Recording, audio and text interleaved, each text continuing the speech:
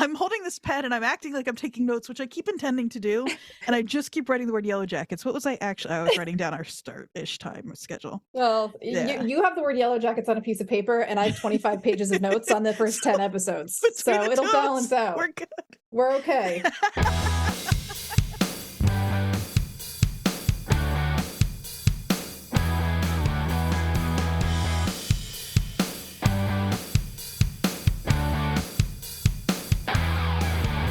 You're listening to The Watchers, a show where two women from opposite ends of New Jersey watch TV about New Jersey. Specifically, we're getting ready to talk about season 2 of Showtime series Yellowjackets, a show about what happened to a high school girls soccer team who spent 19 months in the Canadian wilderness when their plane crashed there in 1996. The show follows the girls in 1996 and 2021. Our show's going to follow that show, episode by episode, as it airs, starting next week. Today, though, we're going to introduce ourselves, catch everyone up on season 1, and talk a little bit about why we wanted to recap this show in particular and how this whole thing came about. So I'm Andrea. I'm from South Jersey, Camden County, Burlington County. I'm a podcast producer and editor and host. And I guess that's how you and I met, Jodie. So we can get into more of that. But why don't you introduce yourself? Okay. I'm Jodie. I am from northern New Jersey, Bergen County specifically. I'm a Montclair State alum, and I'm currently living in northern New Jersey, aka Providence, Rhode Island. Very north. And I am a Natalie Sun and a Shauna Rising, which is very important. I feel like I should know by the next time we record what mine are, and yeah. I don't think I do. I think the reason I don't think I do is I'm so worried that I'm like a misty sun. I know. Yeah.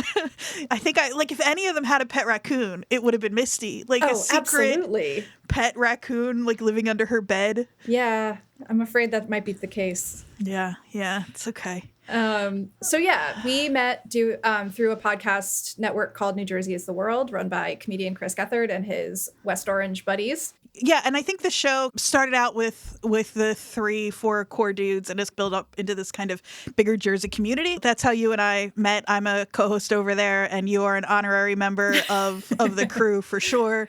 I think you've had prolific leaver of voicemails. Yeah, one of our shows over there is called Garden State Gagoots, and it's a call-in show. If you care at all about New Jersey and you're not listening to New Jersey is the World, yeah, get on that. Yeah, check that project out too, because we have a lot of fun over there.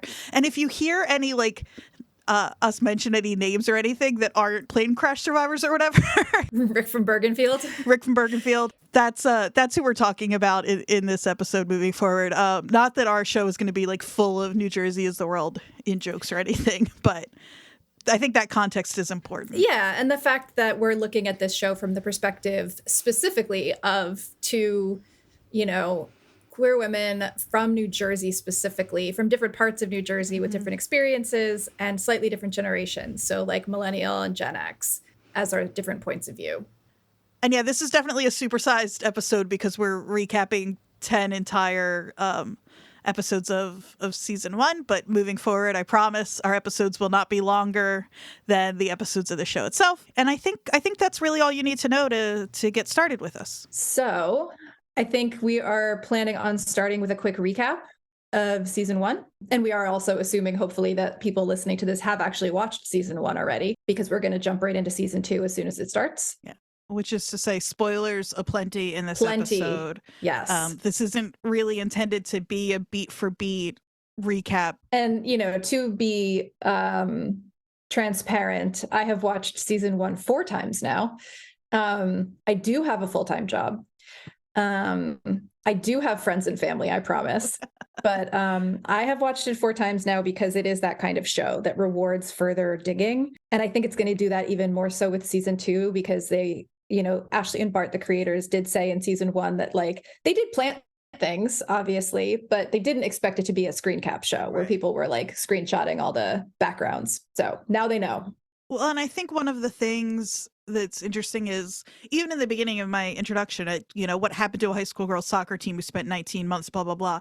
I mean, it is about that. Obviously we're watching because we want to know what happened, but it's also one of those shows that is so much more about the characters and their relationships with one another. And I think that's another reason that rewatching it is so fruitful, because you are looking for those little clues, quote, if we want to really call them clues. But you're also learning and just uncovering so much more about these characters and the choices they make and why, and all of that. And it's also very much made for a certain generation of people, especially women, I think, from New Jersey or not. I think that, we've talked about how we're kind of in the opposite ends of the age range that this show is dealing with. So I graduated high school in 1993 in Bergen County, and you graduated, 10 years later? 2004. Yep. Okay. In Camden County. So. Right. And so I think that, technically, like you said, it is about them getting stuck in the woods after a plane crash, but it's also really about like female friendship, ideas of womanhood and girlhood. And, there's a lot of like interesting queer undertones as well. Like there's a lot to dig into. Yeah, there's a reason I think this is the show you and I decided to kick this off with, and it wasn't something like, I don't know, The Watcher. The Watcher. I've already translated it into our podcast name. It's not The Watcher anymore. It's The Watchers. You just had to fully just get rid of as much as you can. I understand. It's been subsumed. It's healthy. That is, however, how this started. This is what I want people to be aware of, Andrea. This is important. You're right. Is that you made me watch The Watcher, and then I responded kindly when you had COVID by sharing Yellowjackets with you. I gave you a gift and you gave me a pile of shit. You could have set me up and you didn't. I could have made you watch something terrible, and instead I gave you a masterpiece. It's true. Of 90s Jersey culture. All right. Well, should we do a quick recap of season 1? I think so. So, like you had said in the beginning, it's a series focused on the girls' soccer team. They win state championships. They're flying. They're going to nationals. They're going to nationals. That's baby. Important, I think. Yes, they're going to nationals, and their plane crashes in the Canadian Rocky Mountains, and they have to survive on their wits alone. They survive 19 months before being rescued. They probably eat and possibly hunt each other to survive. So during the series, we see both the events right after the crash in 1996, the way they survive, and then we also see the lives of some of the surviving women 25 years later in 2021 as the sort of 25th anniversary of the events come back to haunt them. So that's like the quickest possible recap, but I think we decided that we were going to describe the characters some as a way to kind of tell the backstory, since we're not going to do a full recap of every episode. That would be crazy. So I do think that if we're going to talk characters, we should start with Shauna. She is, at least for this season, sort of our focus, our like focal point.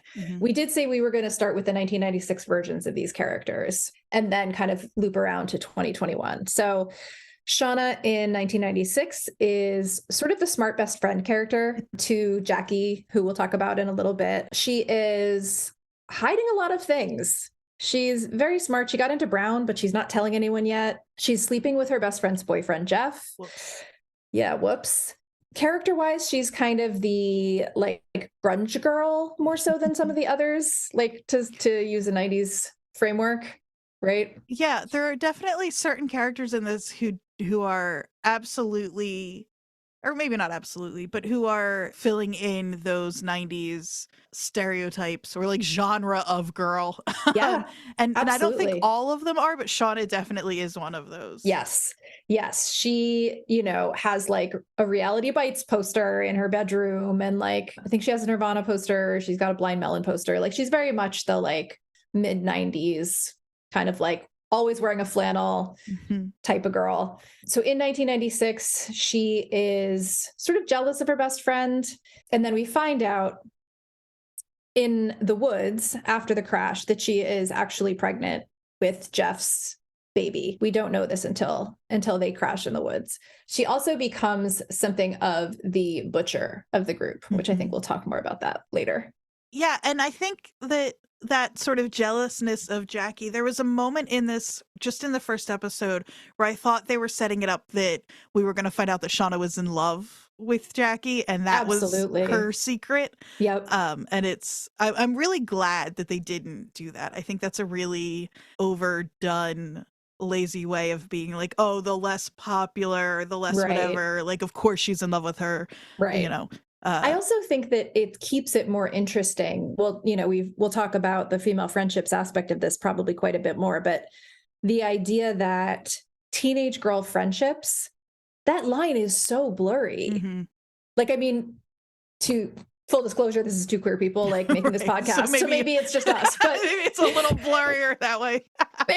wait, hold on. Maybe this is actually just my experience, but no, but I do think there's something about that teenage girl friendship.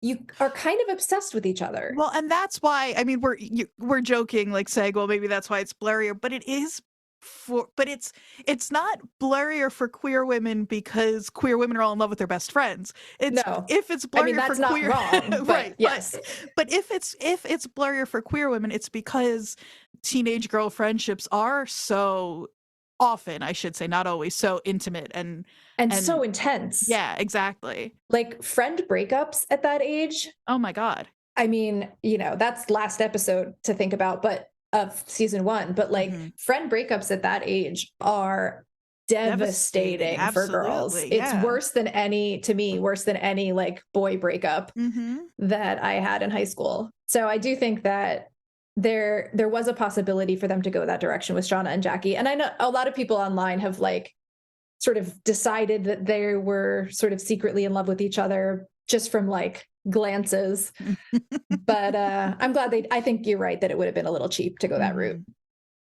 Although as soon as you said that, I'm like, oh, and it makes sense because like, why else would Shauna want to sleep with Jeff? Like Shauna's like a cool kind of like she's like our alt girl, and Jeff is such a goob, which was goon and goober, 2 words I just tried to say. I like the contraction. Thank you. Yeah, Jeff. I will. So do we want to go to Jackie or Jeff? I think we should talk about Jackie now. I think that relationship is the most important one we have so far. Yeah, right. So. Agreed. Jackie's our homecoming queen. She's, as we just said, she's Shauna's best friend, dating Jeff, who a lot of this, again, this is also the fact that all of this talking about Jackie is already redundant when we've only talked about Shauna for a minute, shows how intertwined the two of them are, that you can't talk about Shauna without talking about Jackie. Right. She's our captain of the soccer team. And I think it's important to say here, she's not the captain of the soccer team because she's the best soccer player on the team. No. The coach tells her as much. Yeah. I mean, he says, you're not the best player on the team, but you have influence with these girls. And I think that's really important, especially when we start talking about the difference between what it's like for the girls in New Jersey and then as compared to when they get out into the wilderness, where their kind of social rules are a little different. Yes. And she, after the crash, has a really hard time being useful, doing really much of anything. And I don't know, my rewatch of this, I was a little more sympathetic to her about that the second time through. So we can talk about that. Yeah, so like you said, she doesn't find out that Shauna was sleeping with Jeff until they crash. And really not until pretty far into season 1. But when she does find out that Shauna's pregnant with her boyfriend's baby, I mean, first of all, she kind of rats her out, which I think I think it's important. That was a real sticking point for me. I don't know. But then she also sleeps with Travis, who we'll introduce in just a minute, during the Doomcoming, which is their incredible homecoming in the wilderness, which again, if you're hearing this and this is all new to you, you should go watch. Yeah, stop what you're doing. Shut it off. Go watch the show and then come back. Yeah, this should all be very familiar to you. Yeah. And she has one of the most like not inconsequential. What's the word I want? The most unnecessary deaths in this, because she goes outside. She doesn't know how to care for herself. She can't light a fire, and she freezes to death. Yep. And I do think that it is going to be very consequential, but I do think that unnecessary is a good word for it because, like, it's not dramatic. Yeah. Yeah. They started this season with an image of a girl running through the woods, falling into a pit, being strung up and gutted, right? And to have our final death, our final scene, basically, or section of episode 10 be such a sort of quiet death. Right.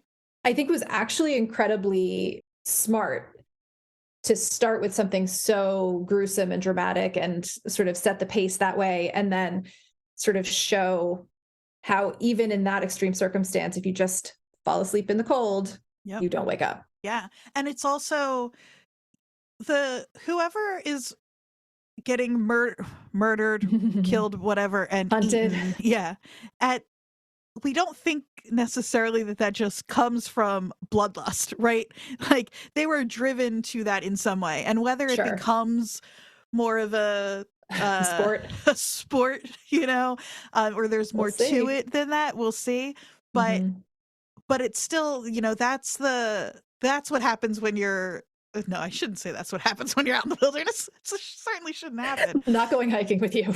Yeah, don't worry. You will never find me hiking. Well, we've got Rick. That's exactly right. We also have Rick from Bergenfield to eat. It's good that we know that should New Jersey as the world get trapped in a situation like this, there'll be no issues. No. We already know. We know where to start at least. Yeah. And he'll start with Rick. And he'll be happy for it, and so will we. And yep. He has agreed. And then we'll come back and there'll be no secrets. We'll just say we ate Rick. Yeah, we said we were going to. We said we posted it on the internet. Many times, in fact. Yeah. It's on Patreon. Yeah. You can see it. So it's fine. Don't worry about it. Sure, run the political ad. What do I care?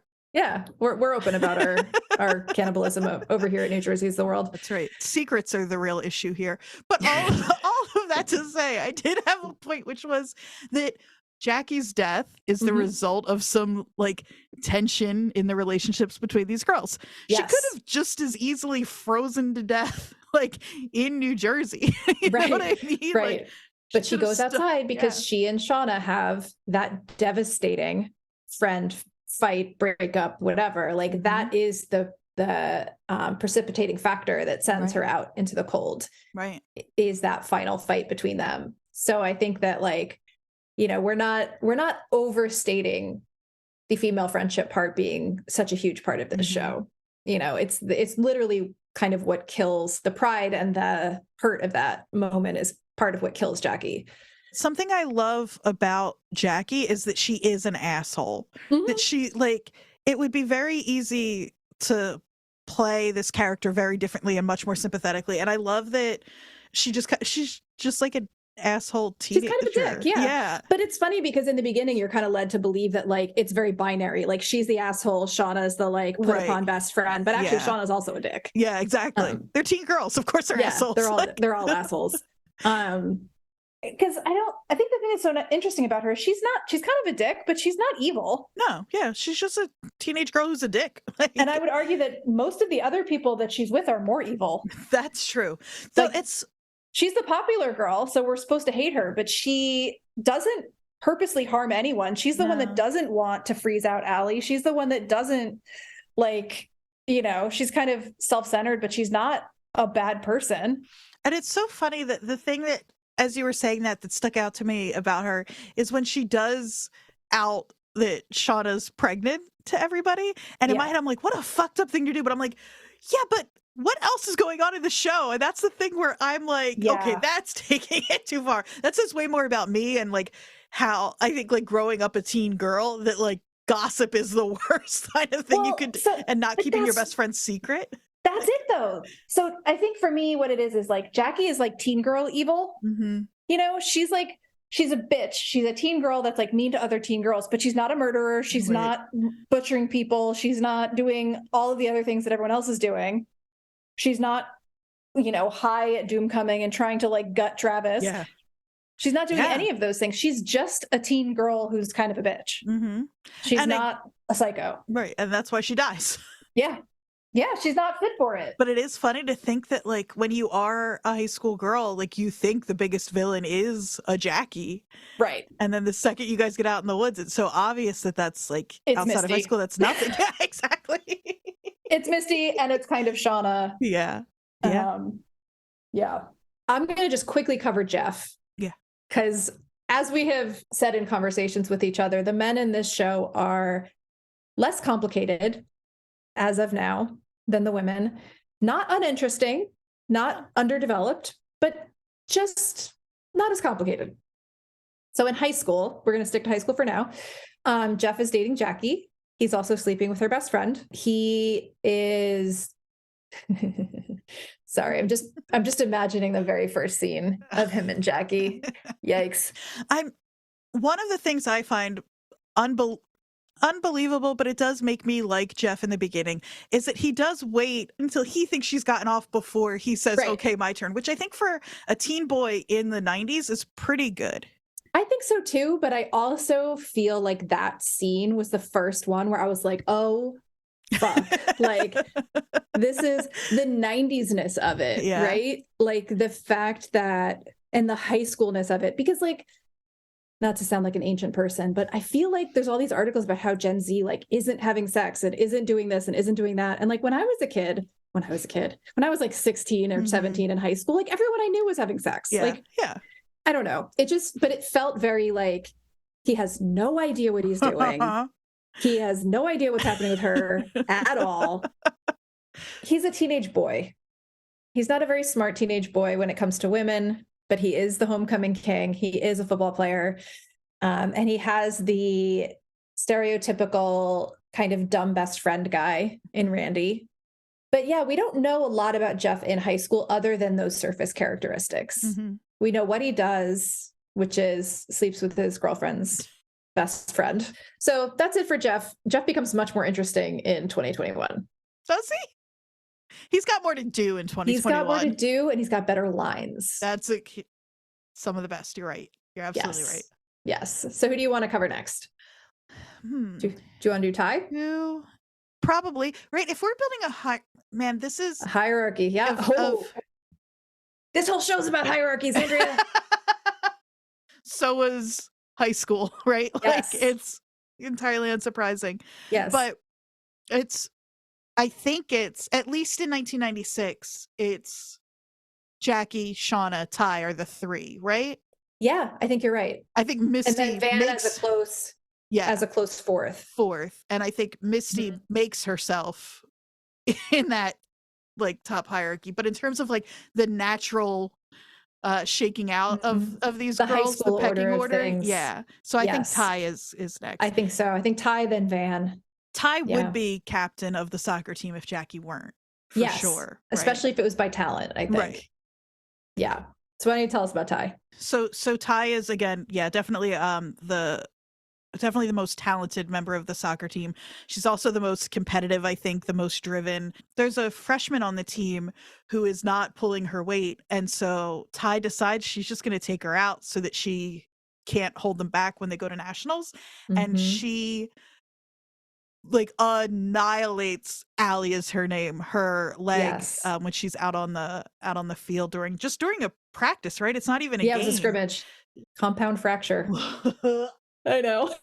It's brutal. That's the other thing too I was thinking about, is we're talking about how horrific the things in the woods out in the wilderness were, but the first real gore that we see happens on the soccer field. Absolutely. And it is gruesome. It's not just a little, I mean, it's nasty. It's awful. And it's perpetuated by Ty. Mm-hmm.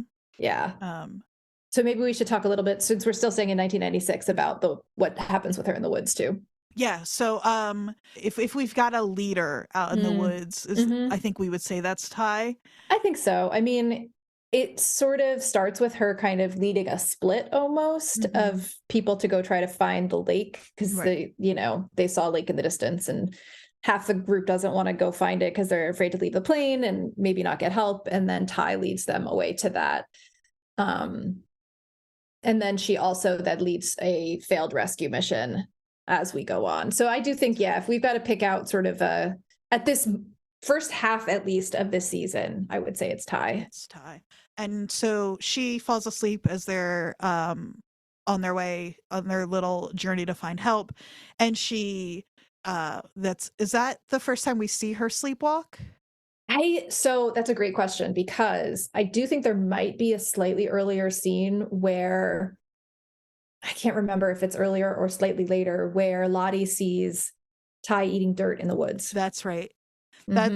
I think that's, now that you say that, I think that's earlier, because I assumed it was Lottie hallucinating. Right. So I think, so we don't know necessarily that what's going on there is that Ty is sleepwalking. the first time we see it. But here, a little later on, we see her. It's confirmed she's a sleepwalker and a sleep tree climber, which is really impressive. I know. I can't imagine being able to climb a tree while sleepwalking, but heck for me. Yeah. She and Shauna are close. They're close at home too, but I think they get closer out in the woods. For sure. She's, as we start to see pretty quickly, the group of girls kind of dividing up based on like who is buying into whether or not there's something not necessarily supernatural but something going on out in the woods, and then the girls who don't believe that at all, and she's in the more practical camp. Right. While in that sleepwalking event, a pack of wolves show up, and one of the girls on the team, Van, gets attacked and nearly dies. Clearly should have died. Should absolutely, yeah. Her face gets ripped in half, basically, and her teeth are showing. Oh, boy. I'm sorry. And I think the thing that, is the reason we're grouping these two together is because we find out that they are a couple. Whether they were a couple before the woods or just had crushes and then it developed in the woods, we don't really know that. Oh, that's a good point. She is, as soon as Van is the first person Ty is looking for when the plane crashes. Absolutely. Yeah. I think we're led to believe that if they're not already a couple, it's sort of like already they're the most important people to each other. Right. Exactly. Yeah. So then Van is our goalie on the team. Van is the child of a seemingly alcoholic mom. One of the flashback scenes, or one of the scenes of the day they leave for the Nationals, we see Van leaving the house and her mom is passed out on the couch and she has to like smack her to wake her up. She becomes Ty's girlfriend. The thing that happens with Van in the woods that starts to drive a wedge between her and Ty is the fact that she starts to fall in with the group of girls that is starting to believe in some sort of other power out in the woods, something supernatural may be happening. I was thinking about this. Van almost dies with the wolves, but early on she got left on the plane. Jackie left her, and we didn't see. So we just assumed, this girl's going to be done for, and then she just shows up like a few minutes later, fully covered in soot and ash. She looks like a zombie from like a bad 80s horror movie, the way she comes stumbling out.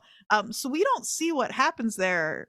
Frees her. And I think the thing that's interesting about Van is that she basically should have died twice, right? She should have died in the plane when she couldn't get out of her seatbelt, and then she should have died when the wolves attacked her.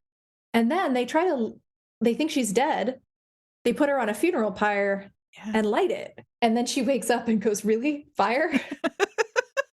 So, yeah, Van has an incredibly dry sense of humor. I love her so much. I love her and Ty. I love them together. So that's Van. Yep, that's Van. Do you want to take Misty?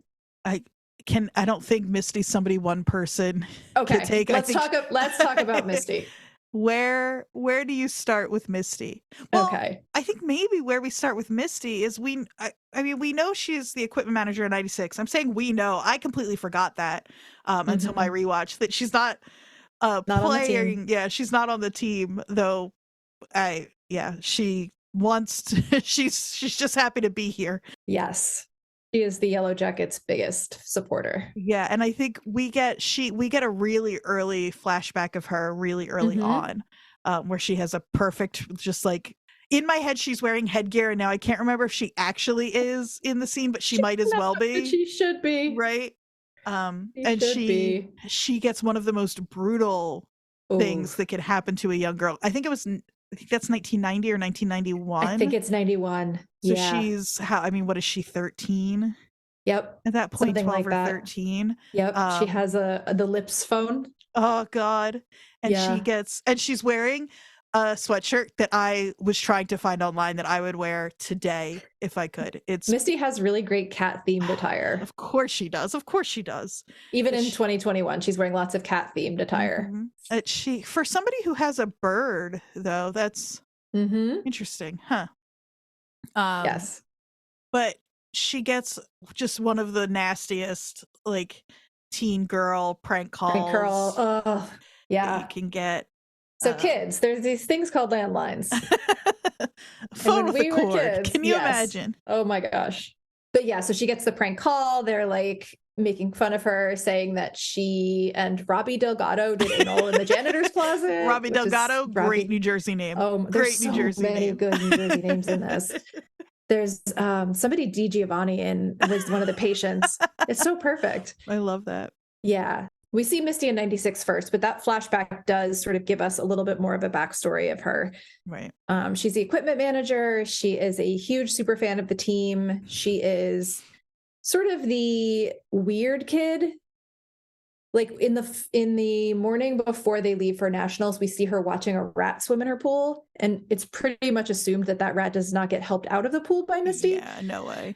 So she's an odd child.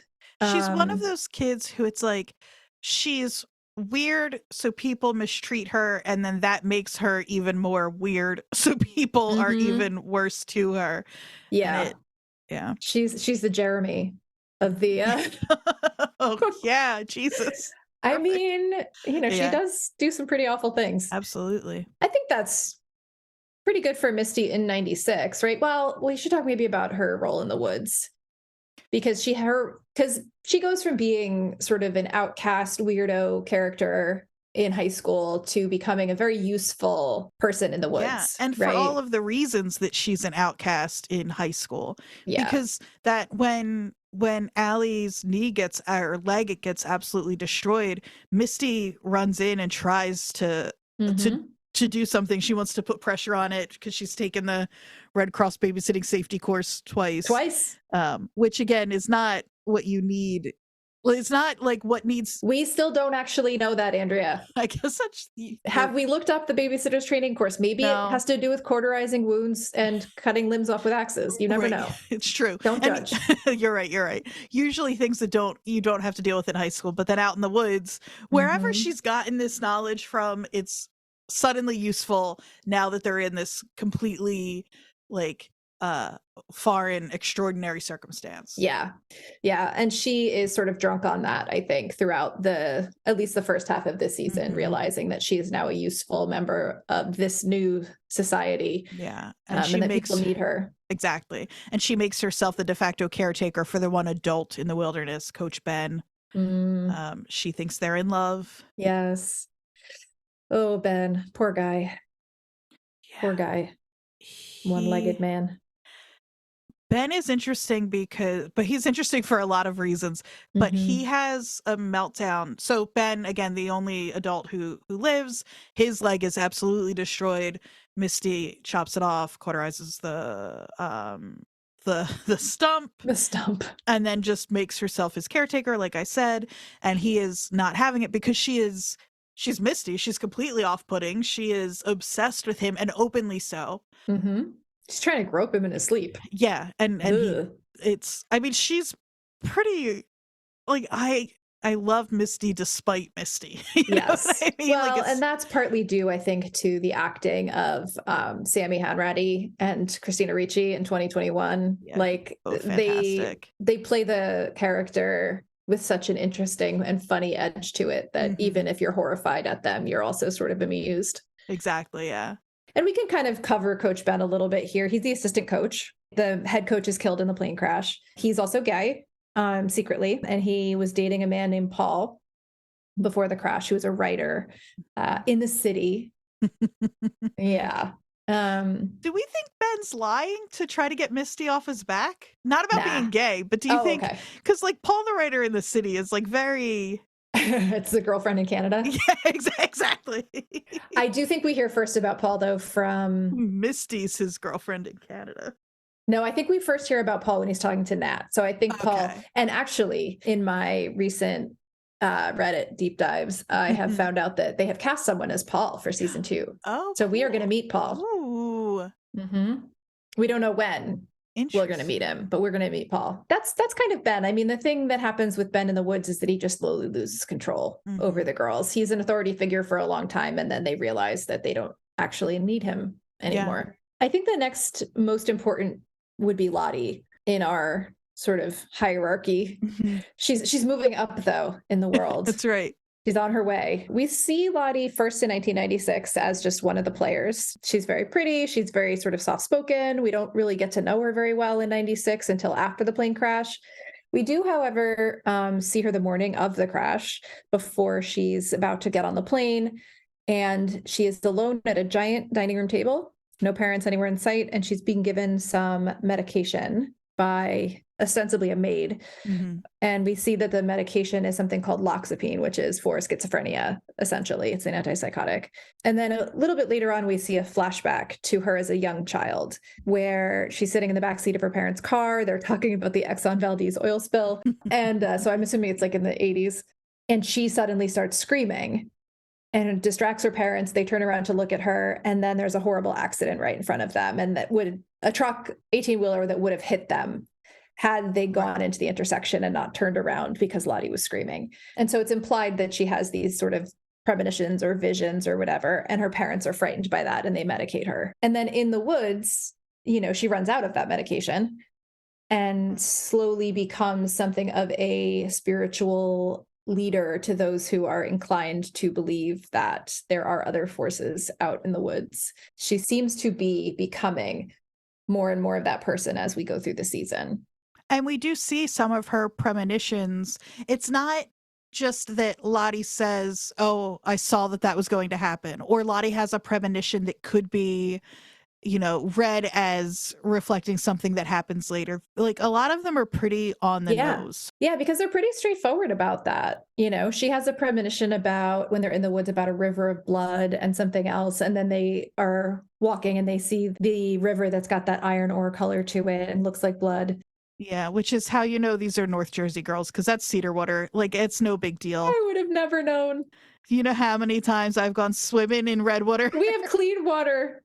It's clean. Water. We have clear water up in New Jersey. Water. Yeah. So, and the other one that we see of her, the other premonition, is when Laura Lee is baptizing her. And she opens her eyes and sees an explosion behind Laura Lee's head, which is, of course, how Laura Lee dies in the plane crash. Poor Laura Lee. So poor Laura Lee, and so startling. There are some just it's one of those moments that we'll talk about Laura Lee, but that I laughed out loud because I was so shocked. I think we should go to her next. I think you should talk about Laura Lee because I have such an affection for her. I'm like so not a religious person and have no desire to spend lots of time with like very heavily religious people. No offense to anyone listening, but there's something very sweet about her. It's both interesting and totally unsurprising, though, that she and Lottie do become close because to me, Lottie is the more supernatural side of this. And you'd think that there'd be some, but I think when you're out there in the woods, like it's either something otherworldly or it's just the woods, I think, are the two camps really forming. Well, and there. I think they become close kind of because Lottie is having a bit of a crisis. Like as she runs out of medication, she's getting more of these visions and she doesn't know if she's going crazy or if these are actually prophetic visions. And so she goes to Laura Lee for comfort and advice because she knows Laura Lee believes in things. And so that's how they kind of become close.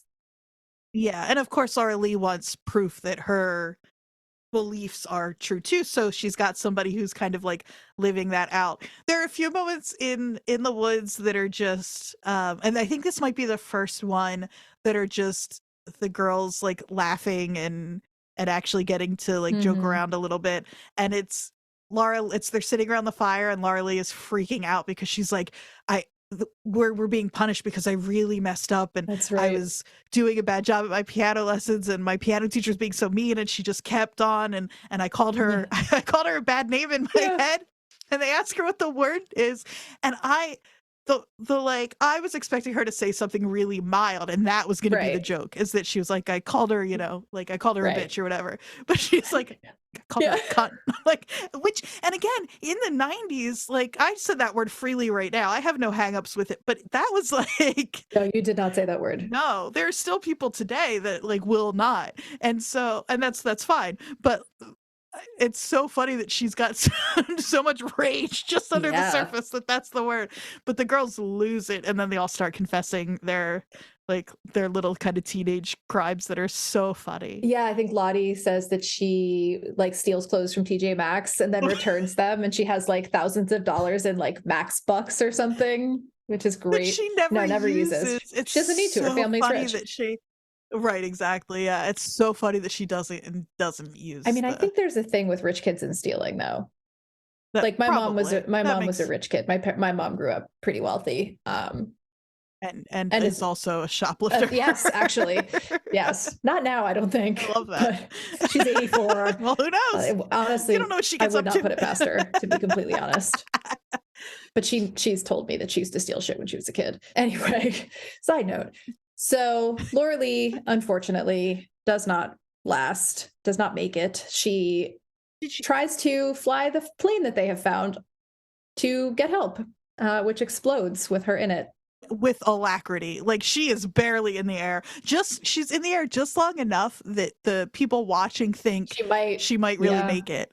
I think we're watching and we know there's no way, right? No. But I still think that, so like when you were doing your first watch and you were DMing me all of your reactions to your first watch, which was hilarious because eventually I had to start watching again. Important to remember that I was in a COVID fog, so I don't remember where I've got the receipts. What I thought in that moment. But there's certain moments that as a fan of this show, introducing someone new to it, you're waiting for them to experience.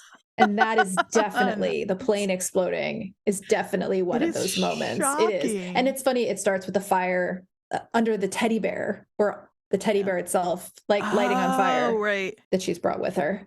It goes up in a full ball of fire, so it's not even like, well, maybe we're gonna find Laura Lee. No, she is incinerated. Yes, big time. Laura Lee. Which, if you're somebody like Lottie and in that camp, like, how do you not take that as a and she saw, I don't know, a sign of but she saw the fireball first, so that was like exactly, her premonition coming true. So I think we can wrap up 96 just by talking. Oh gosh, we haven't talked about Nat. Okay, so I'll start talking about Nat, because Nat is the one person in this that reminds me the most of myself in 96. I did not have an abusive father, thankfully. I didn't have any of the like really traumatic stuff, but I did like hang out with sweet boys that listened to Dinosaur Jr. And I smoked behind random convenience stores, and I dressed like a punk and listened to Bad Religion and all that stuff. And so I feel like Nat's a bit of my, I don't know, the person I connect with the most. But in 96, Nat is sort of the burnout character. She drinks too much, she does drugs, she does acid. And then in an earlier flashback, we find out actually that her father is horrific and ends up accidentally killing himself while threatening her with a gun. And it's implied that her mom kind of blames her for that. So all around horrific growing up. Yeah. And then has a best friend who we won't go into too much now, but Kevin Tan, who is the sort of sweet boy that is in love with her. And, they have conversations about how, Nirvana was better before they were big and all that good stuff. Yeah, I think, and so in terms of like all our main characters in the woods so far, the only one really left, I think, to talk about is Travis. And Travis is not even supposed to be here today. Like, he's the coach's kid. Yep. Coach Martinez brings his kids, Travis and Javi, to nationals, which obviously they don't make it to nationals. Coach Martinez dies. He's not one of our survivors, so it's just Travis and Javi out in the woods. Travis and Nat become the group's hunters, and they kind of slowly fall in love together, or slowly fall in love when they're out in the woods together. They're in love, but she's a smarter, cooler woman who can shoot a gun, and she's not a virgin, and Travis is, and he's intimidated by all of that. So he just acts like an asshole half of the time. Yep. Sadly, his ego is easily bruised. I think this is a good place, though, to point out one of Nat's best lines, which is when they're talking about their sexual experience, and he kind of is taken aback by the fact that she has already slept with two people. And she goes on this huge rant about his double standards, which is just such a 90s like feminist moment. And she's ranting about it. And she says, it's 1996. Our vaginas have like monologues now. So good. So good. So that mostly covers 96, right? So yeah, we've got a couple of really minor characters, who maybe we'll get focus on in later seasons, but that's everybody, I think. I mean, just to kind of quickly just put a pin in those people, just so we can think about them going forward. We have Mari and Akila. Mari is another varsity Yellow Jacket, but doesn't get a lot of screen time. Has some good quips, but isn't a main focus. We do think she's going to become more of one in season 2. And then Akila is the JV Yellow Jacket that got called up when Allie got hurt. Just a note on that, the actress that played her in season 1 is not coming back, and so they're doing a swap. Oh, so she's still going to be there. She's just going to be a different actor. All right, well, good to know. So 2021, we come back to some of these people, not all of them. Still, Shauna is our focal point. That doesn't change. She's our eyes for the show, I think. Yeah, and so she's married to Jeff now. We don't know what happened to her Woods baby yet, but she has a daughter named Callie, who is not the Woods baby. Callie was born later. She's definitely too young. And we have no idea, right? Because what we do know is that Shauna tried and failed to go through with an abortion in the woods. One of the most horrifying scenes I've ever seen on television. Absolutely. And in a very, it's the 90s, like literal coat hanger abortion. Yeah, exactly. Yeah, brutal. And it's really hard to watch, but she stops it and doesn't go through with it, which leads me to believe that she wouldn't go through with it once they get stateside. But and especially in the 90s, like it. So well, and that pregnancy is going to come to term if she doesn't miscarry while they're still out there. Oh my God. I'm so bad at math. I know how long it takes for a baby to be born. Are you sure? Because this is the second time you have had trouble figuring out the amount of time that a baby takes to be born. Elephant gestation is like 2 years. So I think it's got to be something less than that. She's not an elephant though. Okay. So it's definitely less than 24 months. Yes. It's 9 months. So it's definitely less than 19. Yes. We can agree that it's less than 19. Agree. I think the science is still out beyond that. Is it? But I'm pretty sure. Yes. So we don't know what happens to Woods baby, but we do know that 2021 Shauna, she's married, she has a daughter. She doesn't seem to have a job. She doesn't seem to work. Seems to be being a stay-at-home mom is a full-time job, Jodie. Oh no. Oh no. She does one of the most important jobs out there. She's a homekeeper. That's right. That's the word. She's a home person. She keeps the home. Yes. And she does. And she is pretty disturbed still. I think that, half the point of this show seems to be exploring the ways which trauma manifests itself if you don't deal with it. And for her, it manifests itself in some pretty disturbing behaviors, killing rabbits, masturbating to photos of her daughter's boyfriend, creepy as fuck. And then, so I think the thing that kind of drives Shauna's plot in season 1 is meeting Adam. So do you want to talk a little bit about that interaction? Our manic pixie dream boy? Manic pixie dream boy, Adam. Yeah. They have the cutest meet cute for anybody on a show like this. Yes. Like could have. It's absurd. She is not paying attention. No. She's driving behind him. She's on the phone with her shitty daughter. Mm-hmm.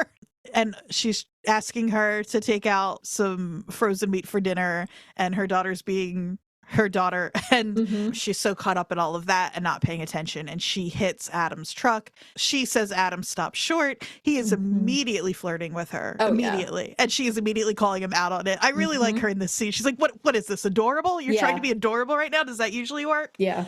And they have some like immediate chemistry. Yeah, they clearly have a rapport of some kind right off the bat. But Adam is mostly a mystery. He's pretty I was going to say aggressive, and that's not the right word, but he's pretty insistent on trying to like court her. Yeah, he pursues her big time. Yeah. And she eventually gives in, and they have an affair, and it's in part because she's interested in Adam, but it's in a probably larger part due to the fact that she thinks Jeff is having an affair. Yeah, her relationship with her husband has been sort of fading in some sort of way. No, they're in couples counseling. Yeah, they're in couples. It's true.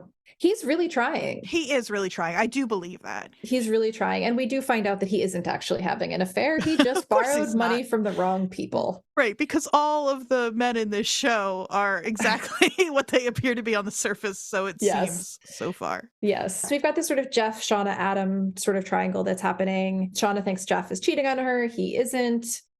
She's having an affair with Adam. And then in the end, she ends up killing Adam. Because she thinks he's blackmailing her, which he was not. That was Jeff. It's a circle. That's right. That's right. They still, again, it was Jeff blackmailing her. Adam does when she well, I guess she doesn't break into his home. He lets her in, and then she's still there because he's dead. But when she finds the books about their story, and that makes her suspicious, though. Yeah. Adam says that he read about them after he figured out who she was, which I think is probably true. It's so hard to know. So Adam is still kind of a mystery to us, right? Like he either is, you know, kind of a suspicious character that was trying to get in with her. Like there's the line about, I have a friend with a cabin in the woods that we should go away for the weekend to. And you're like, if you know this woman was stranded in the woods for 19 months, do you really offer to take her to the woods for a romantic weekend? He also has that mountain tattoo on his back. There's all this suspicious stuff, but there have been conversations with the creators who said that in their minds originally, Adam was just a way of illustrating Shauna's inability to like grow up, deal with her trauma, all of that he was just a sweet guy who was pursuing her and fell for her.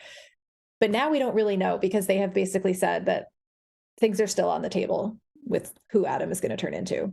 I mean, he's dead. He's not turning into anyone, but right. You know, in the story. It is crazy that we haven't talked about what I think you said even before we started recording, but how like woman focused this show is. It's really remarkable. Entirely. The men are like, so this is one of the things we talked about before we started thinking we were even going to do this, was the fact that the men in this show are either, they're not flat characters. They have characteristics, right? They have personalities, but they are not nearly as smart or cunning or interesting as the women in their lives, right? Like Jeff is a wife guy. Yep. Jeff is not like a ringleader. Yeah, and even the thing you think is happening with Jeff in this is less interesting and less like it's he's just a wife guy, and he's fascinating. Yeah. And like Adam, on the surface anyway, is like a dumb artist guy that has a loft studio and like probably gets laid a lot and like is a mechanic. The Adam stuff, again, that's another example of the thing where it's like a lot of I wonder if this show, it feels like there's a lot of stuff happening outside of the girl/women, where it like feels like there are maybe some outside forces acting on them. Yeah. With somebody like Adam, for example, it's like the timing where Shauna runs into him the first time and he just keeps showing up places, and it seems too coincidental to actually be coincidental. As I'm theorizing right now out loud, I hadn't really thought about this. But when we meet Jess, we think she is a reporter, as far as we know, from the Star Ledger, trying to get Shauna and whoever else to sell their story. Right. And then we start to get the impression that there's something more going on there. There's no Jess at the Star Ledger. What weird outside, who else knows something and what? And then we find out it's Ty. It's Ty, right. But, you know, the reveal at the end of season 1 about Lottie, could be that missing piece of like who is acting outside of our current awareness. I love the idea that it's just them. It's just like it's them and their past and them dealing with this, because that's all it was as far as we know out in the woods too. You know, there's, again, we don't have time to get into all this now, but like all of the stuff with the cabin and like, is there something supernatural with the cabin? Is it haunted? And then you find out there's just a body. Like all of that is all stuff that they've kind of like created for themselves. And so it's interesting. It can be explained by dream sequences, like when they see the dead cabin guy or Jackie sees him at the end, but it could also be that it's haunted. Like, you know, but I think that the faith that I have is that they're going to, if they go the supernatural route, it's not going to be unexplainable. It's not going to be a universe that doesn't have rules. Right. That's all I need. And that's all I ask for. Lost. I keep going back and forth. I think what I want this show to be is a show about these women who are looking for all of these outside reasons for all of this stuff. And it just turns out that this is their trauma and their story, and they have to deal with it, and they're causing, and Jessica Roberts is a perfect example of that. To me, like, I think that's what the show needs to be. I love them playing in the, is it supernatural? Is there other stuff going on world? I think that's fun and good, but I think at the end of the day, that's not what I want this to be. And I think Adam is a really good example of that. And poor guy. And I think it's an indicator that that's the way that they're leaning as well. Like, I do think they want to keep it somewhat ambiguous, but I think that this is not coming back to Lost. This is not going to be a Lost part 2 with girls. Right. It was purgatory the whole time. Right. Hey, listeners, it wasn't purgatory the whole time. It wasn't heaven until later. So just don't get it twisted. This is the Lost Corner with Andrea. Yes. Thank you. You're welcome.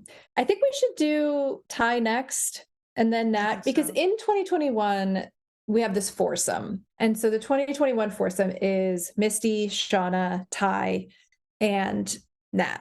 And so they kind of all come back together because of these postcards and this blackmail that's happening. So I think we should kind of keep to that foursome. So Ty is a politician and a land use lawyer. And she's running for state senate. It's a lot. It's true. She is going through quite a few, jumping through quite a few hoops to make sure that this state senate campaign is successful, including, as we've mentioned, hiring Jess Roberts, who is a fixer detective, who knows what person, to investigate her friends and make sure that they're not going to spill the details about what happened in the woods. Shout out to my girl from Battlestar Galactica, because that's where I know Jess from, and I love her so much. She's fantastic. She's so good. Unfortunately, she does not stay with us beyond this season.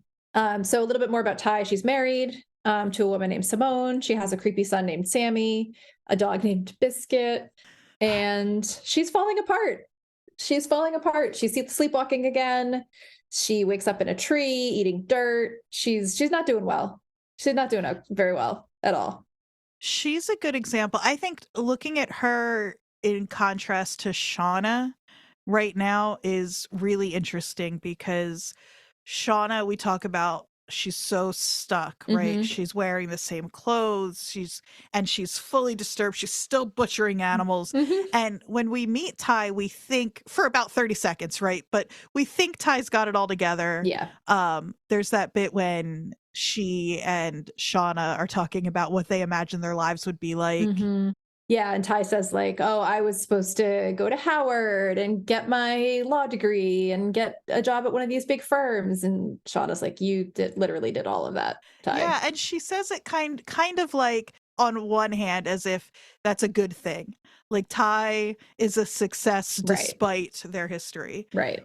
But going into politics is not a smart idea for somebody who wants their past to stay buried. No. And I was thinking about on the rewatch, I was like, why is she doing this? But it's like, well, she came out from the wilderness and my guess is wanted to pretend like she could put that behind her. And the way to do that was to stay the course. Yeah. And staying the course meant this. And now all of this other stuff gets wrapped up in it. When what she should have done is like, I don't know, gotten in therapy and an art degree. Like, maybe, like, I don't know. Yeah.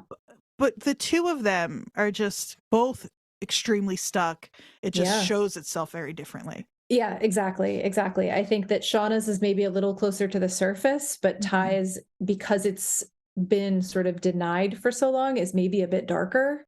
Ty killed a dog. Ty killed her family dog. Yeah. As far as I know. And Shauna killed her boyfriend. Yeah, stuff happens, but she killed a dog. Right. Yes. So... Yes, she killed a dog. She's in bad shape. She's in real bad shape. And by the end of this season, she has told Simone to take Sammy, their creepy son, and leave because she doesn't feel like they're safe. And she's right. So I think we should talk about Nat and then circle to the end with Misty because she's so much more fun. This show did such a good job drawing a straight line for us, though, because Nat in 2021 makes so much sense when you know Nat in 96. Yes. And we meet her in rehab. I get the impression, I think it's probably pretty stated that this isn't her first run through rehab. We find out, I'm just going to put this up at the top, that Ty is paying for her rehab. Has kind of been, seems like sort of like taking care of her in a lot of ways. From a distance, kind of. Yeah. She early on says at rehab, it's her last day there. She says like her issue with what happened to them out in the woods is she came back and lost her purpose, and now she knows how to get it back. She leaves rehab and comes back to Jersey. She's got a car in storage with a rifle, I guess. Is that what that is? And her purpose seems immediately to be to go right to Misty, who we'll talk about in just a minute. And we find out that she and Travis have stayed connected in some way. It doesn't sound like it's been very healthy.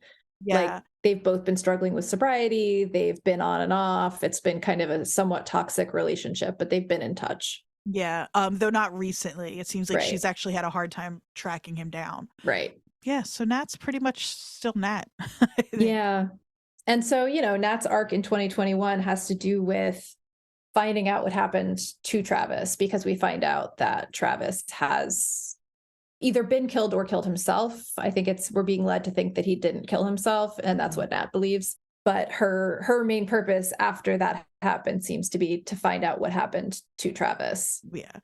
At this point, I think probably Travis didn't kill himself. I think I'm with Nat on that. But Nat would think that no matter what. I mean, it's really important to her, it seems. Yeah. That Travis didn't kill himself. That she says they basically made a pact to not do that. Which is sad. Yeah, it's really sad. And we've got a few clues about Travis's death, all of which are ambiguous. So it's really hard to say at this point what's going on there. And we don't know anything. We don't see Travis in the present at all, except for when Nat and Misty find his body. Right. And and then Nat's end of season 1 is being kidnapped by what we assume are Lottie's cult members. That's right. So I guess we can cover 2021 Misty, who is a goddamn delight. She is a worker in a nursing facility for the elderly. She is trying to date, not doing it very well because she's still creepy as anything. And we don't know too much about what she's actually doing other than that she is a part of the citizen detective community, which I love. She listens to My Favorite Murder, or whatever the version of that is in this world. And she is very seemingly excited to reconnect with her Yellowjacket friends and go on adventures and solve mysteries. She is the one that helps Nat find Travis. She's been keeping files on all the Yellowjackets, which is interesting. Yeah. And in fact, Nat goes to her so quickly because she receives that postcard. She assumes that it's from Misty. Right. And Misty says, I got the same one, and it's from online. I forget exactly what she says, but she says so you can't track it, which is also like, I don't know, on this watch through this time, I'm like, maybe she did send them. I don't know. Like, I wouldn't put anything past her. I wouldn't put literally anything past Misty at this point. She has a bird named Caligula, and she is the one who eventually kidnaps Jessica Roberts, the person hired by Ty to investigate everyone, and pretends to let Jessica go, but doesn't. She poisons her cigarettes with fentanyl. Of course she does. She's psychotic. But she does also have some of the best lines in the whole show. She's the least realistic character in this, but the one I enjoy watching the most. She's so overblown. Like, she is such a just a character in this. Yeah, she also seems the least tortured by what happened out there. It's very much on the surface with her. She doesn't talk about it, but it doesn't seem to be bothering her very much either. No.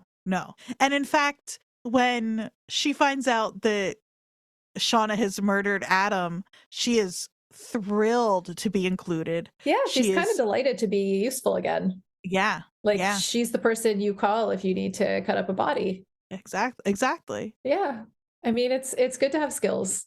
There are things about Misty that I think are really interesting, and she does stuff that's so obvious that like you're like, Misty, are you stupid? But it's just like, no, like when she shows up, she figures out that Nat is going to want to go find Travis, and she wants to go, and she knows Nat isn't going to invite her, so she takes the battery cable from her car and shows up with 2 coffees. Yeah. Totally unsuspicious. And Ready she says, well, I always get 2 of everything in case somebody wants to.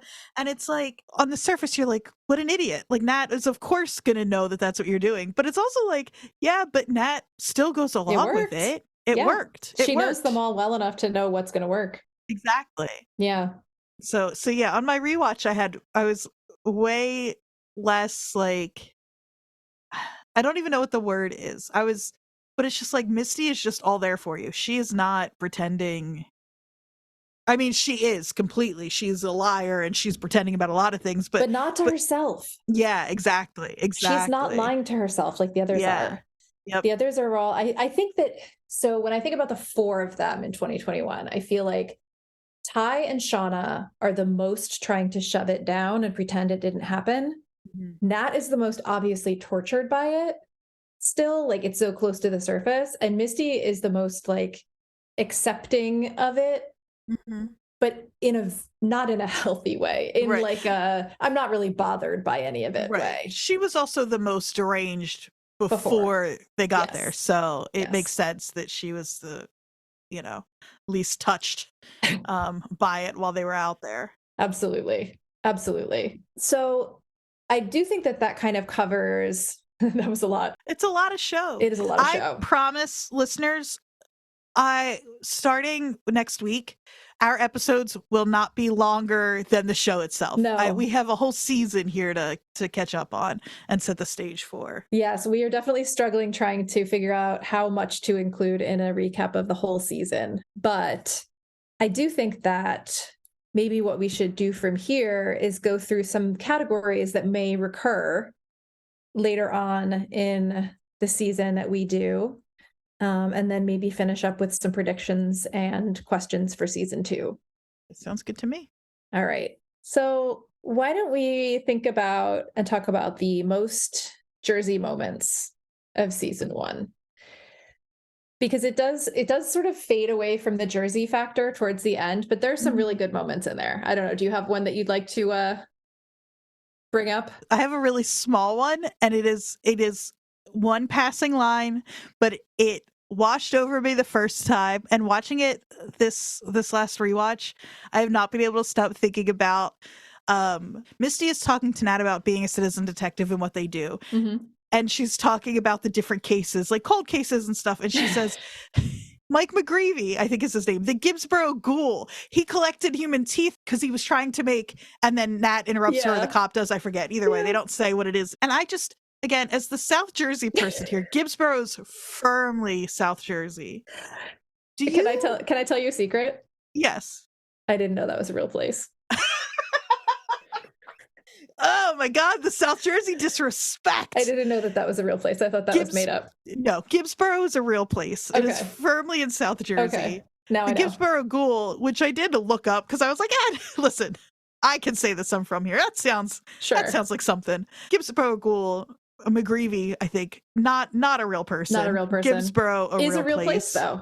Yes. You learn something new every day. You people up there think that we're hanging out down here collecting human teeth? Hey, listen. Is this what you think happens in South Jersey? Do we need to go back to the fact that you had a pet raccoon and a school bus full of chickens? And no, I wasn't collecting human teeth. Okay. Did have a pet raccoon. He was a good boy. He was bad, but he was good as far as raccoons go. Uh-huh. So that for me felt again, maybe that's just my like South Jersey chip on my shoulder that stuck out to me so much that I was like, oh, okay. Because these writers are from, what is it, Belmar and Middletown, I want to say. So like what I would consider North Jersey. Which I would consider South Jersey, yeah. These creators are clearly North Jersey people. They're clearly shore people. I think we could probably agree on that means neither north nor south necessarily. Agreed. But yeah, agreed. For me, that was the thing that really jumped out. What about you? I think for me, there was a couple, but I want to focus, I think, on, well, one was more of a vibe, which is not like a direct reference, but it's the sort of lawlessness vibe of being a kid in the 90s. The idea of like the parents are almost non-existent in this. Mm-hmm. They only show up when they're doing something generally awful, or they're just sort of like incidental to people. It has that vibe of 90s latchkey kid. It does. Life. And that's not Jersey specific necessarily, but it is something we've talked about, how we growing up in New Jersey did not have any supervision and probably should be dead. Yeah. Well, that's what I think is what makes the Jersey part of it. It's like latchkey was a thing everywhere, right? But I think kids in Jersey felt a little more willing to take it upon themselves to use that freedom to get up to shit. Absolutely. And in places where, like, if you're a latchkey kid in the I don't know, I'm painting with broad strokes, but I just think that, like, it's a lot easier to get into trouble in New Jersey because you could do it on foot. Like, even in South Jersey, maybe not when I lived in Burlington County with the chickens and my closest your like, buddy the place and my buddy the raccoon, and my closest place to explore was either the junkyard behind my house or the Native American reservation across the street, quite literally. But once I got into the more metropolitan Camden County, like there's a lot you can get to, a lot of trouble you can get up to on foot. Yeah. So. I very much related to that vibe of smoking behind various establishments, drinking in the woods. I didn't do acid in high school. I did it in college, but still that same vibe of like just absolute freedom, but then also the kind of danger that comes with that freedom, that like undertone of something scary as well that we've talked about. The other thing I did want to just mention, which I thought was great, was the name of the town. This is why I thought Gibbsboro was fake. Because the name of the town that they're from is Wiscayoc. Yeah. But it sounds like a real Jersey place. It sounds like a indigenous name. It sounds like Wyckoff, Hackensack, Hohokus. It sounds like Bergen County to me. Yeah. And I totally would have bought it. It's clearly meant to be near Asbury because we have some references to Asbury Park that come up. Some like Shauna wears an Asbury Park t-shirt at some point. There's a montage in the beginning that includes Asbury clearly in it. It has never been more important to me before than it is right now to know exactly where this town is. Because if this is Central Jersey, anything can happen. Then I am ready for supernatural otherworldly forces. If they're in a mythical place, I don't actually believe in the Central Jersey doesn't exist debate. But this is what happens when you have a North Jersey and a South Jersey person on. We deny the existence of a third of the state. Yeah. So I think that there's lots of other fun things like the reference to burying Adam in Hacklebarney Park. Allie's insane accent that is not New Jersey. Who let her get away with it? It was something. It was not New Jersey. Somebody needs to answer for that. And I don't even think it's the actor necessarily, because again, she's not from here and they gave her script and she said, oh, I'm playing a Jersey character, so I'll do a Long Island accent. A Long Island accent, apparently. Yeah. Wild. And then there's lots of references to Jackie going to Rutgers in the fall. That was her plan. Things like Jess Roberts working for the Star Ledger. I love that. We love all of our little specific references. Exactly. One disappointing missing bit of Jersey is Tawny Cypress's actual Jersey accent. I know that Ty is supposed to be this like fancy lawyer, very well educated, probably would have purposely lost her Jersey accent going into her career. But the actual actress is from Point Pleasant and sounds like it. Yeah. Yeah, you sent me a video and I was like, oh, it made me so happy to hear. So for our listeners, if you have not heard Tawny Cypress's actual accent, go look for an interview with her and just enjoy. Just enjoy what she actually sounds like. Because it's like a good, authentic. It's not somebody playing it up. Nope. You hear it and you know. It's not over the top.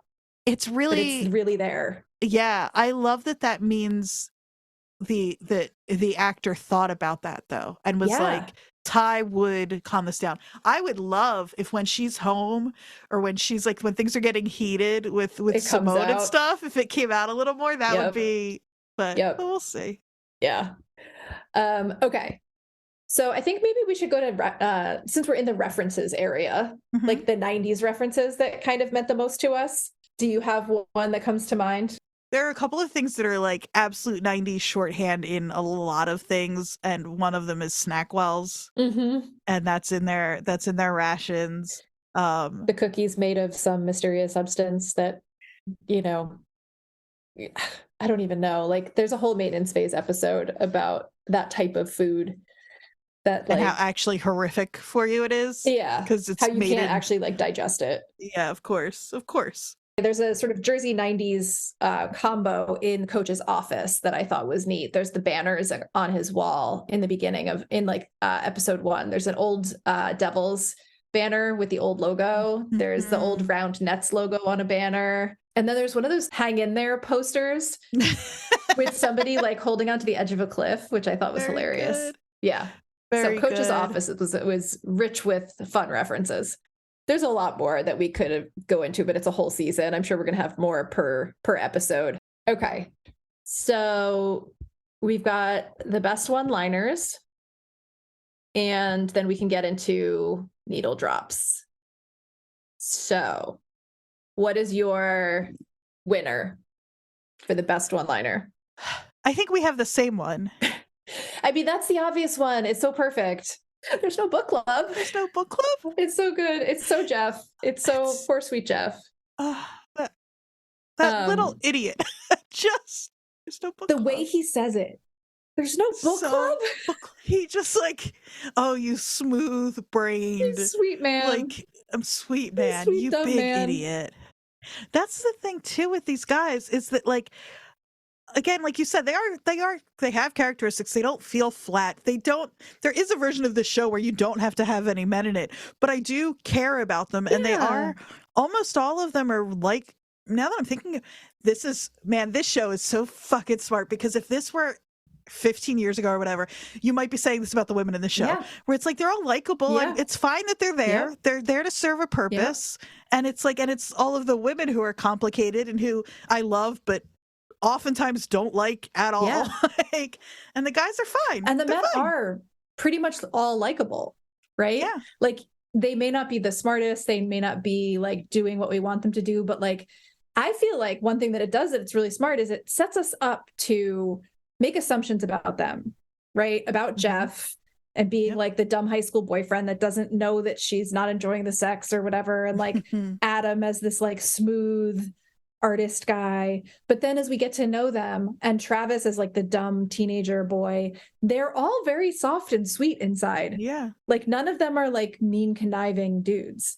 They're just these like soft guys, and the women in the show are like the ones that are really treacherous. It's a really interesting take, because it's really easy to say you're making a show that is like that is like feminist and pro-woman, and then have the guys be villains because it's real. And in a lot of that's simplistic, but in a lot of ways, like, men are a threat. Yes. So, but they aren't in the show, and it just kind of gets them out of the way in a lot of ways. That is really, really cool. Yeah, the women are the threat. And it's like, and I think because in real life, men are often the threat, as we watch the show, we're like assuming that the guys have more going on sort of plot-wise. Behind the scenes. Like, they're doing more of the like scheming and stuff than they actually are. It's all the women. The guys are just like bumbling through, like being like, oh, yeah, I like my wife. There's also the Misty, when they're talking about cutting up Adam's body, she says torsos are useless, which I think is an Easter egg because his torso has a giant mountain tattoo on it. Oh, so if it's useful for anybody, it's going to be him. It's going to be him. Yeah. You know how like the joke of it that's only half a joke is that like all white women, all like middle-aged white women are obsessed with murder and like we're True all crime. listening to these podcasts and now we're all experts, blah, blah, blah. And like Misty is that to its, you know, and to the nth degree, but she started out that way. So like. Yeah. I mean, there's the, when she's talking about that citizen detective community, she says we're like private investigators, except no one hired us or asked us for our help. Which again, Misty's found her community. Misty would have. Misty was going to be Misty no matter what, and then pop culture made a community for her. Mm-hmm. Yeah, when she's talking to Nat, when they're trying to figure out what's going on with Travis's murder, she says we should get together and throw a few pins on the old corkboard. She's good. The best. She is the best. Christina Ricci is perfect. She's oh my god, she's incredible. Yeah. And then there's just a couple more that I feel like we really should call out. There's when my favorite Allie quote when she's up on stage and she's introducing the slideshow and all of that, and somebody in the crowd boos, and she says, "Shut the fuck up, Doug. You're a grown man." just pure Long Island accent that I cannot do. Right. Great delivery. Okay, let's talk music because we have to do this. Yes, absolutely. All right. Where do you want to start? I mean, do we start with the show hits the ground running with music. It tells you immediately what to expect. When the girls have the game that sends them to nationals, Today kicks in, right? That's it's a cheap shot as somebody at my end of your age, but good. Well, it's a cheap shot. The show is pandering hard to us, but it never feels like, it never feels forced. No, it feels authentic. It feels like Today by the Smashing Pumpkins is like such a classic song of that time, but it is also the song that like when I was in college, when that came out, I was madly in love with like a redheaded boy who had no interest in me whatsoever. And we would lay in bed and like snuggle and listen to the Smashing Pumpkins and nothing would happen. And I would think it was the most important moments of my life. It was that kind of song. It was like so important. And they paired it with the montage of like Jersey scenes too. So it has that sort of like real, like, here you go. This is what this is. This is it. This is it right here. Yeah. I think other ones that really stand out to me is when the Cranberries comes on, when they find the lake and they're all running into the water. And it's just this perfect soundtrack for that feeling. That's what it is. The creators of this show are as obsessed with this music and this time period as we are. And so they know exactly which songs are going to do the thing we need them to do. And it's not just somebody who pulled up like top 50 songs from 1996 and just sprinkled them in. I mean, hearing Jane's Addiction coming down the mountain when they're crashing is, I mean, it's incredible. And it starts off the episode, I think episode 2, when the plane is crashing, you're right into it. I think kind of thinking about that idea of like, they're playing the hits, but they're not playing the hits in a way that's cheap is like the Offspring playing when they walk into the reunion at the end is pretty incredible. That's really funny. That's pretty incredible. The Dinosaur Jr. that Nat's playing when she and Kevin are hanging out in her room. That's how you know she's cool. Right. That is how you know she's cool. Yeah. And Kevin was wearing a Dead Kennedys t-shirt at one point, and that's how you know that they're both cool. Exactly. So yeah, I know we could talk about the music in the show for hours. So to wrap this up, though, I have a little kind of game we can play maybe. That I am currently unaware of. What are we doing? I'm totally springing this on you. Yeah. As we look forward to season 2 and something that we can invite our listeners to do as well. Okay. And so I've got a head start on this, so I'm going to let you go first. Okay. what I want to do is I think we should pick our top 3 songs that we're hoping to hear in season 2, and we'll just see who gets the most right. And yeah, I think that'll be fun. So I already have my 3. And so I'm going to let you pick first. And if you pick one of mine, I'll just have to come up with a new one and we'll just go back and forth. Okay. We may have the same one for one of the first ones, because we've talked about this song before in relation to this show. So I do appreciate you letting me go first, since I had no idea we were doing this. Yes. But Volcano Girls, I mean, it's got to be in there, right? It's like the fact that it's not already. I did some research. It came out in 97, so there's no way they're not saving it. Good. It's just so perfect. Those first lines, like, leave me lying here. Like, I need it to be in the show somehow. Yeah. Over Jackie's frozen body. That's perfect, actually. That's perfect. Yeah. So you've stolen my number 1, but again, I did spring this on you. Yes. So that's fair. Okay. So then my number 1 now is Stupid Girl by Garbage. Absolutely. I don't know how it wasn't used yet. I feel like it was, but we know it wasn't. I double checked and I didn't see that it was used, and I just wonder if maybe it's a rights issue, like we said. But yeah, no, I think that it feels like it's already been used because it's such a perfect fit for that show. Mm-hmm. Okay, now it's going to be harder because that first one was obvious. Okay, I'm going to steal something from Reddit. Apologies to Reddit. I was just on the Yellowjackets subreddit, which I'm going to have to take a break from a little bit in the next week or so because it's starting to have too much information for me.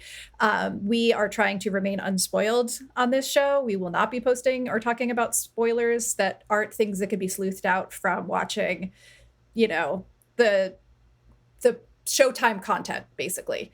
I think we'll theorize plenty, but we both noticed I'm not going to try to find outside. Yeah, we both noticed that the creators are maybe talking a little more than we would like them to be about, confirming and denying stuff. So, exactly. So all that to say, I'm stealing this from Reddit because it reminded me of the fact that I was obsessed with Concrete Blonde in the 90s.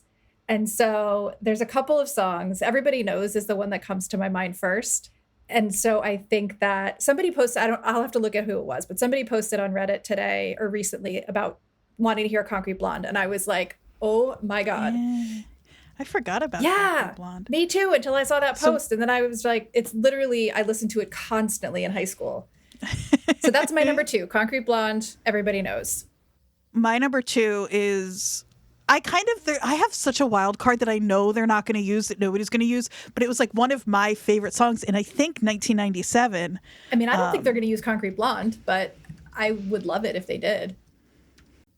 Okay, I'm going to throw it in. There's no way it's gonna happen. But in 1998, this band called Athenaeum put out an album called Radiance, and I loved it. And they had a song that was like it was like a top 15, top 10 or 15 hit.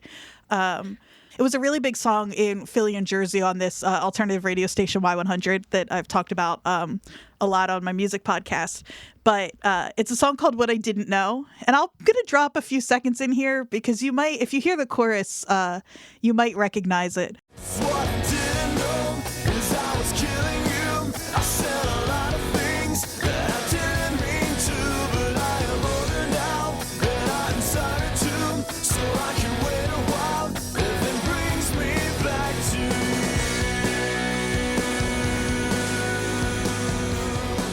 And I think it's really representative of the sound of that time. And it's a song that just ends up on playlists for me constantly. And so I would love to hear What I Didn't Know. Okay. And so my third, so this is tough. I have mentioned before the fact that my music during this time really hasn't, when I say my music, the music I was really, really into in like the mid 90s was punk and was like LA punk in particular. And so I want to pick something from that time period of my life, even though I know they're probably not going to use it.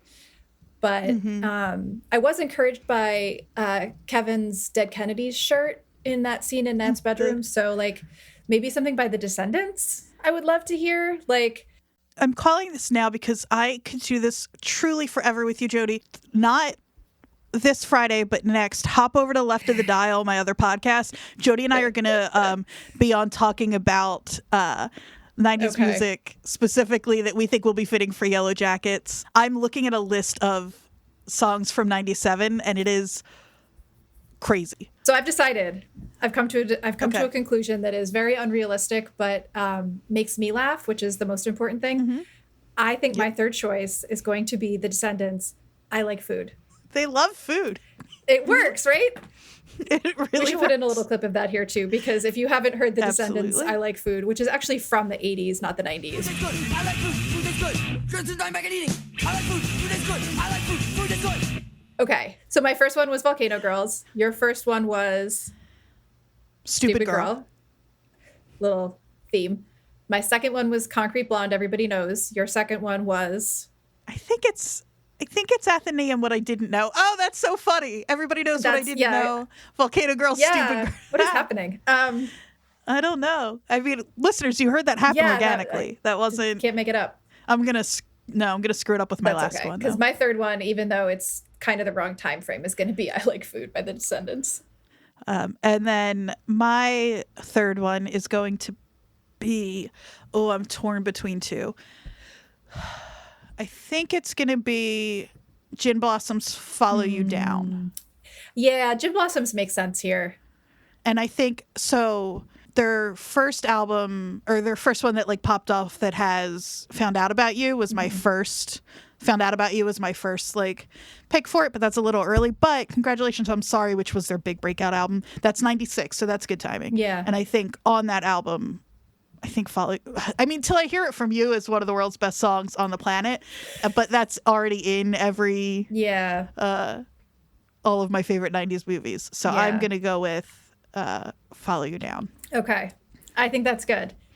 And then listeners, we've come to the end of our episode, and so we're going to ask you to do the thing every podcast does here, which is follow the Watchers, like, rate, subscribe, do all that stuff in your podcatcher of choice.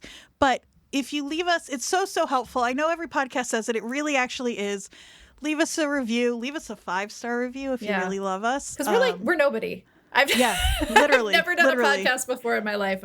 So, tell people about us, especially if you're like, from Jersey or a Yellowjackets super fan.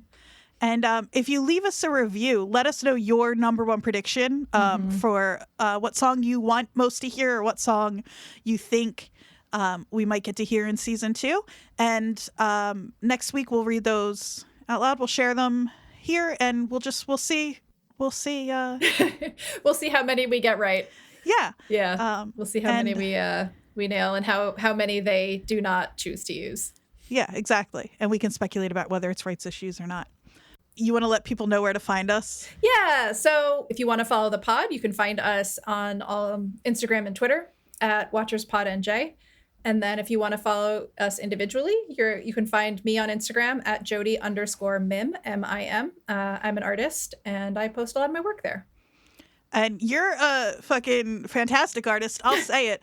And listeners, what you're not seeing right now is one of my absolute favorite pieces of art, not just that Jodie's made, but just that anybody has made ever.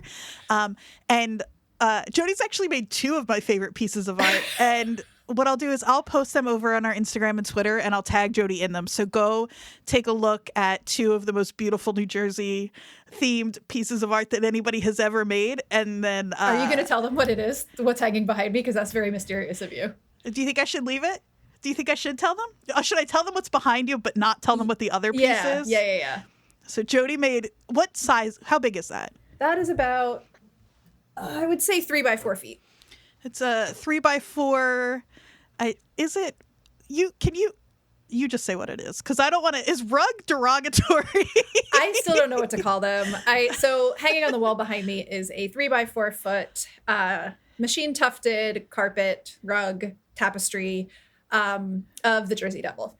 It's perfect. It's like I almost said photorealistic, but it's like when you hear Jersey Devil. It's based on the actual Jersey Devil. Yeah, exactly. It's real based thing. on the wanted picture. If you know the Jersey Devil, what you're picturing in your head right now, that's what Jodie made, and it's I really love it so much. And then Jersey's second best cryptid is the other piece, which you can see over on our Twitter and Instagram. And then again, go give Jodie a follow.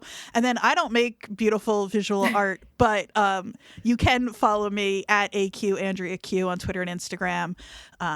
My other podcast is a music podcast, Left of the Dial. You'll find mine and Jodie's episode up in a couple of weeks, even though I didn't clear that with Jodie except for just now on the air. And I would also say, follow New Jersey is the World. If you're a Jersey person that found us just through the Yellowjackets, it is a blast. The Patreon is hilarious. The episodes are really fun. And yeah, highly recommend that group of folks as another entertaining podcast. So thanks for joining us on this epic recap of season 1 of Yellowjackets. And hopefully we will see you next week for our recap of the first episode of season 2. Our recap will drop on Tuesday following the episode. Bye-bye. Bye.